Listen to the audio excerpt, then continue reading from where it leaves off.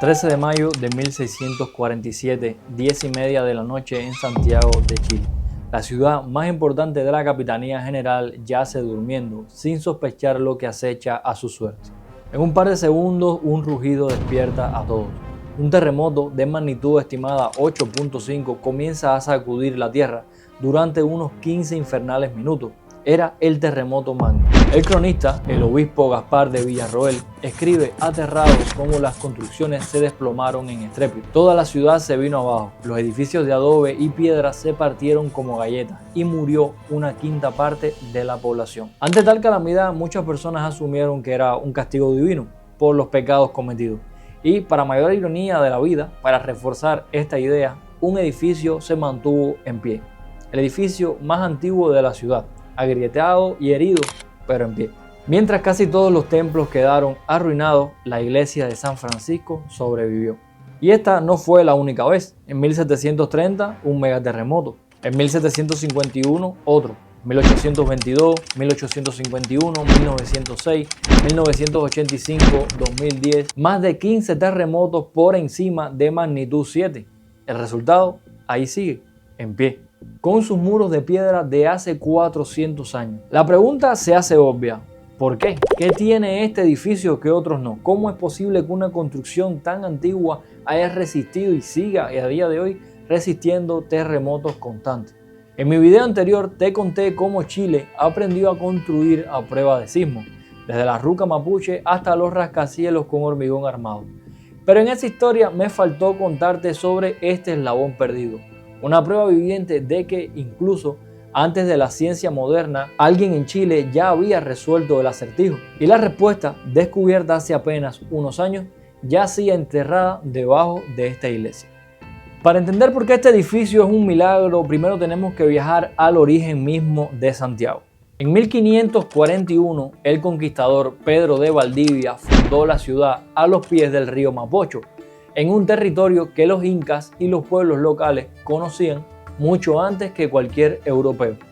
Desde el primer día, Valdivia y sus huestes cargaban con una figura que les servía de estandarte espiritual, la Virgen del Socorro, una pequeña imagen de la Virgen María, la cual, según la tradición, los había acompañado durante todo el viaje y la travesía desde Perú. Valdivia, como todo buen conquistador del siglo XVI, mezclaba la espada con la cruz. Por eso, poco después de la fundación de la ciudad, solicitó al cabildo un solar para construir una ermita que resguardara la figura de la Virgen. El cabildo aceptó, pero le cedió unos terrenos en la ribera sur del brazo del Mapocho, conocida como La Cañada, un lugar que las crónicas de la época describen literalmente como un pasaje peligroso y lejano. Es decir, le cedió un terreno en las afueras de todo, donde nadie quería construir. No sabemos si fue un acto de fe o de locura, o quizás de ambas. Esta primera ermita fue custodiada por la Orden de la Merced, pero los mercedarios, que eran una orden religiosa que estaba acostumbrada a apoyar a los ejércitos, pronto partirían hacia el sur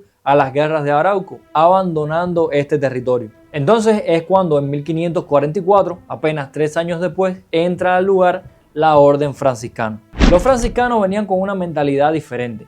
No querían solo una ermita de paso, querían echar raíces. Así que solicitaron al cabildo la cesión de la ermita abandonada y además 13 solares adjuntos, con el compromiso firme de construir un templo para la Virgen. Pero esta historia no fue ni limpia ni ordenada. Cuando los mercedarios regresaron en 1554, reclamaron sus tierras originales. Sin embargo, los franciscanos ya estaban ahí y estos se atrincheraron y se negaron a irse del lugar. Tú solamente imagínate la escena: 2 órdenes religiosas disputando un pedazo de tierra en el fin del mundo. Finalmente, el cabildo tuvo que resolver el conflicto, cediendo definitivamente el terreno a la orden de los franciscanos. Así que con este conflicto resuelto, en 1575 se comienza la construcción del templo, con mano de obra indígena y materiales locales. El primer intento fue un fracaso estrepitoso. Esa primera iglesia se levantó con la técnica disponible: adobe y tapia, barro compactado, lo más básico. Duró apenas 8 años. Un temblor ocurrido el 7 de agosto de 1583 lo derrumbó por completo. Todo lo que habían levantado se vino abajo y este fue solo el primer aviso, la primera advertencia de la naturaleza que les decía: esto no es España, no pueden construir igual. Entonces tomaron una decisión radical: no podían construir con adobe, así que decidieron hacerlo con piedra de verdad. Así que en 1586 recomenzaron la construcción desde cero. Esta vez con una ambición que hoy nos parece casi temeraria, porque en aquella época no existía el cálculo estructural, no había ingeniería sísmica, solo experiencia y probablemente el consejo de los pobladores indígenas que conocían esta tierra movediza. El 23 de septiembre de 1595, 9 años después de haber empezado, la obra aún estaba a medio terminar, pero ya tenían lista la nave central en 2/3 y parte del crucero. Ese día por fin colocaron la imagen de la Virgen en su lugar. Aún no estaba terminado, pero fue un acto simbólico. Esto está a medio hacer, pero ya lo consideramos un lugar sagrado. La construcción completa de la iglesia, según los registros, se efectuó en 1603, aunque otros escritos afirman que fue en 1618. Al menos 3 décadas de construcción para levantar un edificio que cuando estuvo completo era una joya sin parangón en el confín del mundo para el ejército español. Cuando terminó su construcción tenía una planta de cruz latina, la forma clásica de las grandes catedrales europeas, pero a una escala más modesta. Sus muros no eran de adobe ni de ladrillo, sino de piedra semicanteada con un espesor imponente. Estamos hablando de aproximadamente 1,70 m de ancho, de puro material sólido. Era una pequeña fortaleza de fe. Esta contaba con una torre que servía de campanario, que aviso, no le tomen ningún tipo de cariño a esta torre, y su techo estaba cubierto por un artesonado de madera, un sistema de vigas de par y nudillo, que además de ser estructural, eran una obra de arte. De hecho, el artesonado de la nave central de estilo mudéjar, que es esa fusión entre lo español y lo árabe, comenzó a construirse en 1615 y es, hasta el día de hoy, uno de los elementos más notables del templo. Una estructura de madera que no solo decora, sino que abraza los muros por dentro. La iglesia incluía también una sacristía, el espacio donde los sacerdotes se preparan para la liturgia. Y a su alrededor ya empezaba a dibujarse el convento. En los años siguientes, en 1628, se terminaron 2 claustros adosados con muros de adobe, techumbres de madera y arquerías de ladrillo sostenidas por macizas columnas de estilo toscano. El conjunto iba creciendo como un pequeño universo cerrado, con sus huertos, sus jardines y sus corredores silenciosos. Era, sin exagerar, el edificio más sólido y ambicioso del joven Santiago. Un símbolo de permanencia, una declaración de longevidad en una ciudad que hasta ahora solo conocía la fragilidad. Y es aquí donde llegamos al punto inicial del video, el terremoto magno del 13 de mayo de 1647, el cual arrasó con toda la ciudad, incluido muchos daños al edificio del cual estamos hablando. La torre quedó destruida por completo, que aviso, no le tomen ningún tipo de cariño a esta torre, y también el segundo piso de los claustros. La reconstrucción se inició de inmediato. Levantaron una segunda torre, tampoco le agarren cariño a esto, y reconstruyeron el claustro, lo ampliaron y pusieron además una enfermería en el edificio. Llegó en 1730, un terremoto golpea la ciudad causando severos daños a la estructura de la torre, haciendo inevitable su demolición en 1751. Así que en 1758 se construye una tercera torre, ya saben qué hacer con esta también, y se inaugura la fachada principal de la iglesia. Para 1854 ya se habían convencido que la torre se iba a caer, así que por si acaso la demolieron y construyeron una cuarta torre, diseñada por el arquitecto Fermín Vivaceta. A esta sí pueden agarrarle cariño porque esta es la torre final y la cual perdura hasta el día de hoy, la cual fue concluida en 1857. La expansión de la iglesia continuó durante el final del siglo XIX y sigue recibiendo transformaciones constantemente, tanto de distribución como en elementos de su estructura. Pero en el siglo XX, por problemas económicos de la orden franciscana, se termina cediendo claustros interiores para su demolición, hasta que en 1951 la iglesia es declarada monumento nacional para garantizar su preservación. Entonces, hasta aquí tienes todo el contexto de la iglesia. Sin embargo, esto nos responde a la pregunta que nos hicimos al inicio: ¿por qué no se cae? Y si quieres añadimos una pregunta más: ¿por qué las 3 torres anteriores sí se cayeron y la cuarta no? Bien, esta es Natalia Jorquera, académica de la Facultad de Arquitectura de la Universidad de Chile, y hace algunos años se hizo la misma pregunta que nosotros y armó un equipo de arqueólogos e ingenieros estructurales para encontrar la respuesta. Por primera vez en la historia se excavó el subsuelo de San Francisco. Cavaron junto al transepto, la parte más antigua del templo, y lo que encontraron desafió todo lo que se conocía sobre cimientos coloniales. De hecho, este es un ejemplo único en toda la historia de las construcciones del Imperio Español en América. En aquella época, para edificios importantes como la catedral, se hacían cimientos profundos y rígidos, zanjas llenas de piedra unida con argamasa de cal, formando un bloque sólido anclado al suelo. era la tradición española. Pero en San Francisco, apenas a 10 centímetros bajo el nivel del suelo, se toparon con algo completamente distinto. Bajo el pesado muro de piedra no había un cimiento rígido, había una cama de piedras de río, los típicos bolones del Mapocho, de entre 10 y 30 centímetros, sueltas, sin mortero, sin cal, simplemente apoyadas sobre tierra y arena. Y para que esta cama no se desparramara con el movimiento, contenía el sistema por ambos lados con dos grandes muros de piedra megalítica como rieles.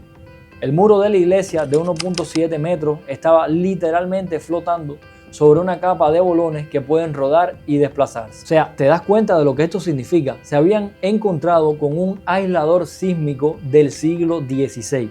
Algo que parecía impensable para la época y que incluso a nosotros en épocas modernas nos tomó mucho trabajo aprender a desarrollar. Imagínate un terremoto.